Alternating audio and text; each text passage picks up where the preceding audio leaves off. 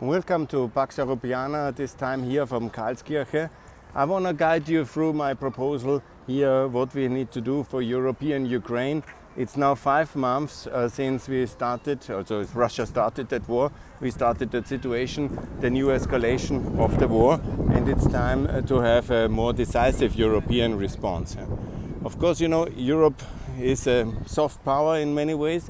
It doesn't have all these military capacities of America, but we should develop that and we should deploy it for the support of Ukraine.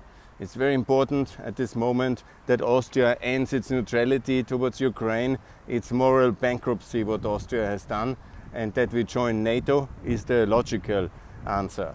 And then also that we support and a bit more outspoken the EU membership of the 3 NATO allies, Albania, North Macedonia and Montenegro in 2024, and that we support without any conditions Bosnia and Kosovo EU candidacy. That is very important. In the next step, we must fight to have at each Austrian public building a Ukrainian flag. Look at this. This is der Musikverein, der Künstlerhausvereinigung. This is where the New Year's concert is. They have Ukraine flag here. Did you see at any public building a Ukrainian flag? Treasonable Schallenberg and treasonable Orban fan Nehammer, they have unfortunately not allowed a single Austrian building to have a Ukraine flag. Only university, yes, this one here, but you don't see any state building with the Ukraine flag. I ask myself why.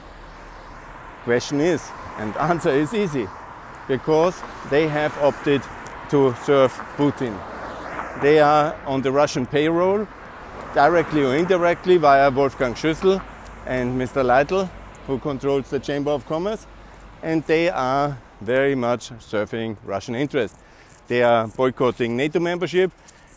I mean, one has to think, Sweden is neutral since the Vienna Congress and has opted for NATO now. And then we are here in a situation where Austria has ignored the fact that Finland and Sweden come to NATO. You have to think like this in that context. It's pretty unbelievable that we have not reacted. And if ever there was a historic opportunity, then was this, yeah?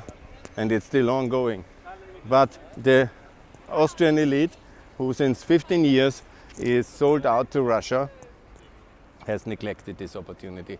And I will never forgive them. Nobody should. It's high treason what they have done. And obviously also our EU policy. Of course we have now started. It's beautiful here. They have Ukraine flag here. And here, this is Musikverein, to say it correctly. This is all very beautiful. They have Ukraine flag. But the state buildings, no. And here you have the difference. So what we should do is very clear. Offer Ukraine the euro as currency. That Austria can do together with Lithuania. We've done the same for Montenegro and Kosovo. Busek told me before he died himself.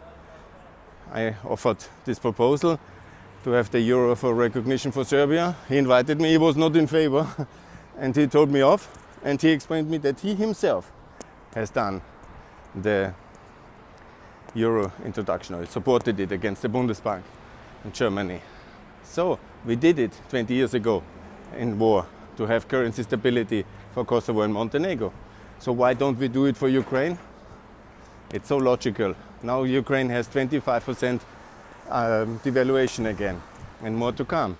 Be sure about it if we don't stabilize Ukraine. So Austria can contribute to fiscal stability of Ukraine via our influence in the central bank and deploy our own central bank experts to help Ukraine. That we could. Good. After NATO membership, we can also supply Ukraine militarily. We don't have a big military industry, but we have at least some. And that could be also deployed for the benefit of Ukraine.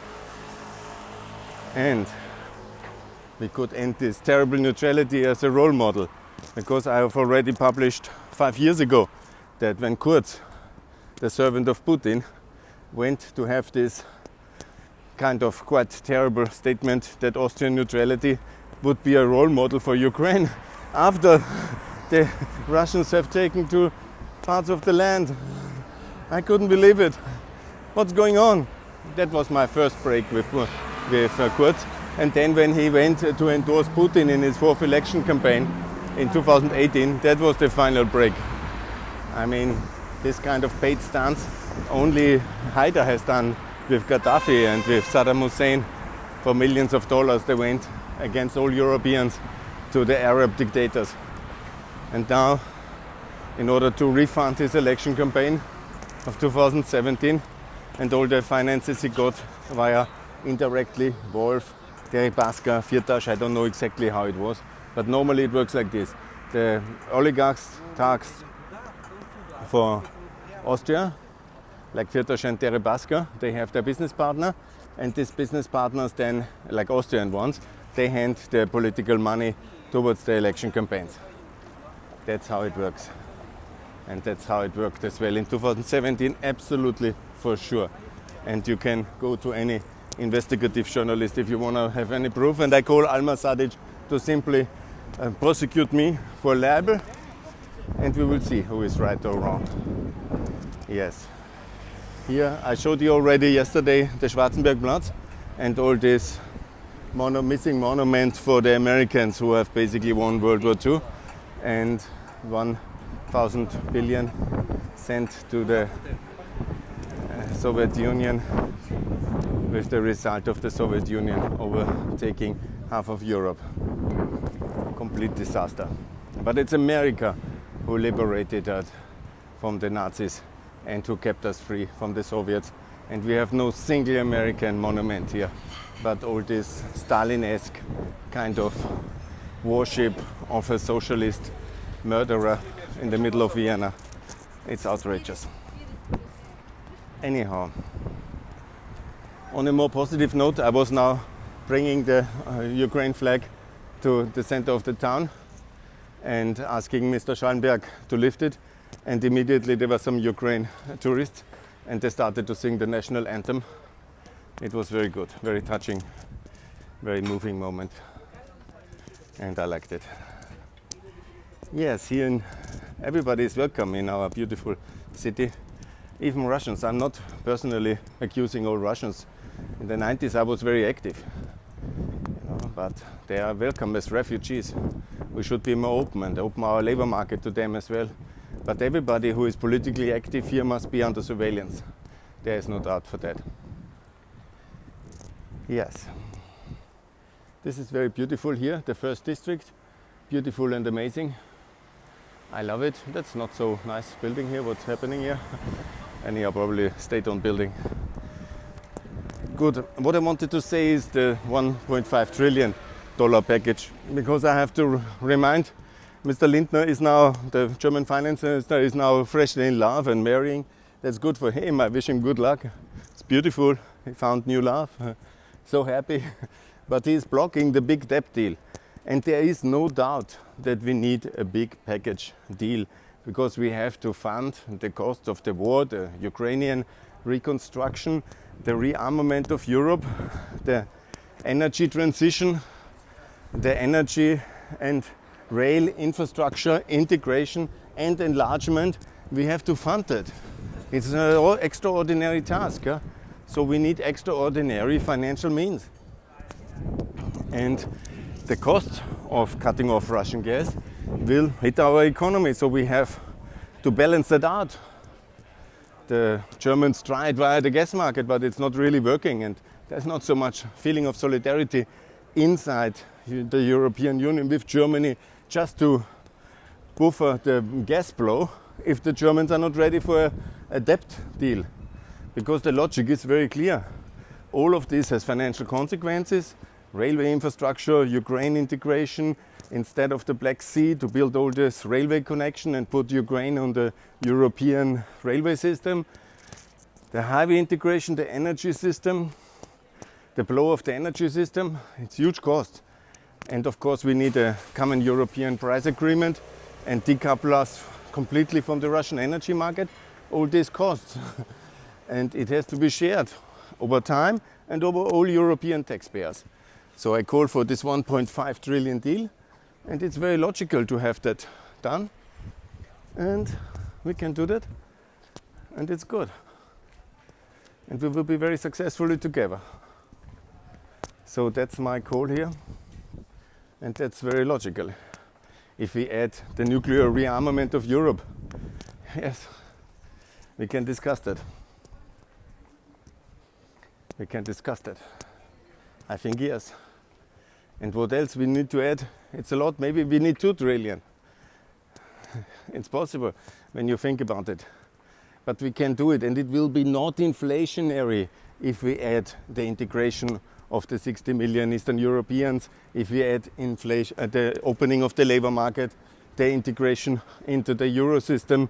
It is adding a lot of new factors, labor, land, into the European internal market. And it softens the energy blow because much of the inflation is now energy related. So you soften that, you reduce it, and so the consequent effect is inflation deflationary because of more people, more land in the internal market. And by the way, if you want to fight inflation, open the good markets. How often did I call for TTIP and for Mercosur? And we have a rise in the energy prices. So let's conclude a free trade agreement with the Gulf Cooperation Council. It's already ready.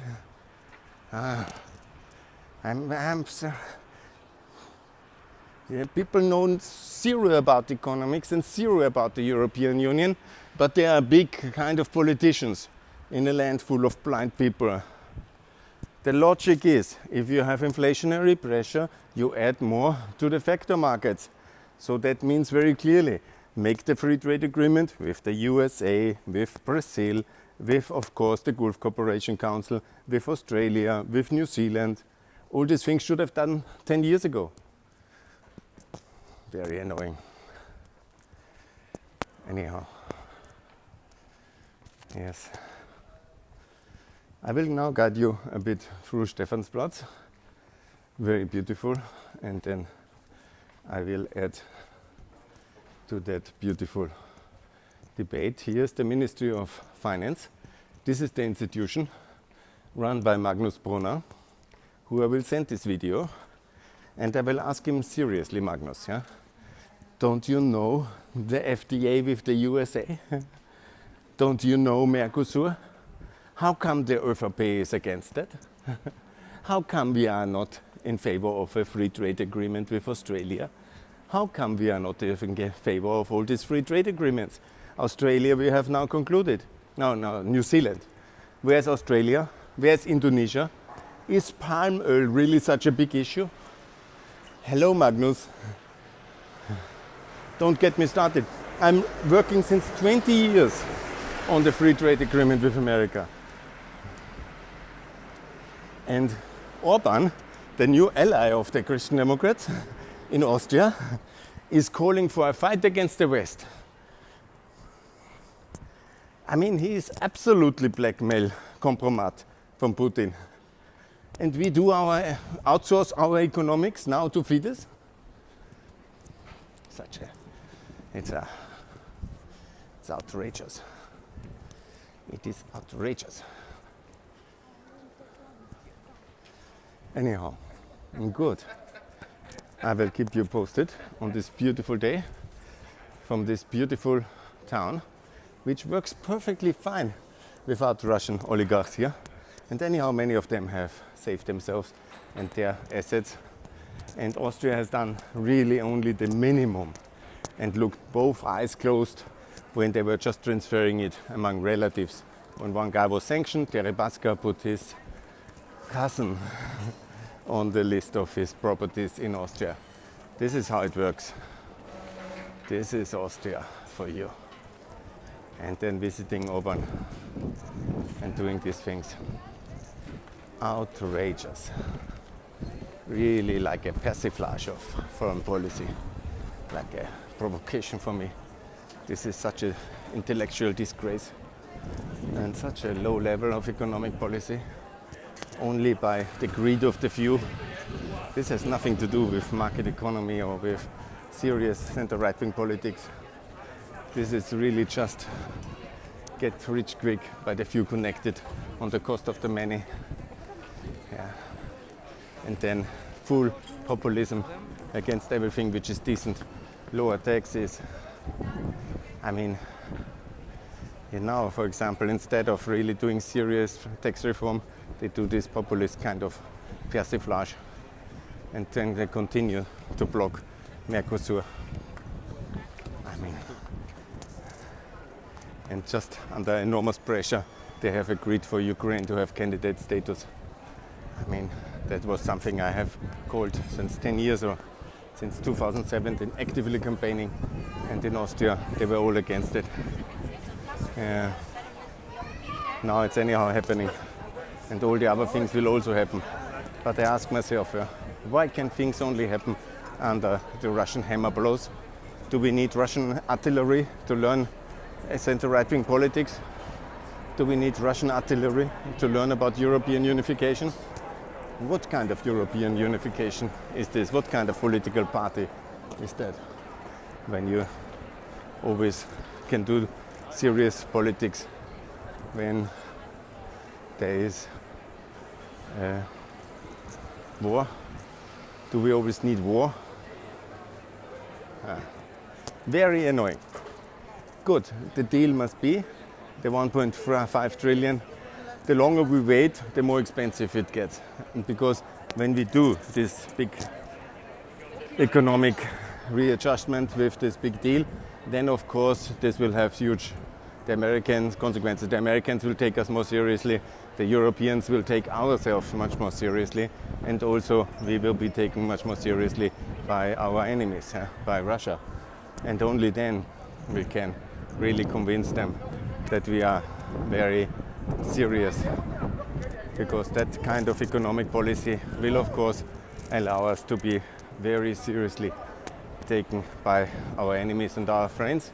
We put the money on the table, the Americans the weapon, and we win against Russia, the enemy. And that should be the case. I will explain that even more clearly in this beautiful moment when I show you this amazing sign of peace, and I will make some further declarations for peace and prosperity for Bosnia in the EU and NATO, and for Ukraine in the EU and NATO. More to come from Pax Europiana on this beautiful afternoon here. I'm looking forward. Thanks a lot, and all the best, and for better economics. Bye.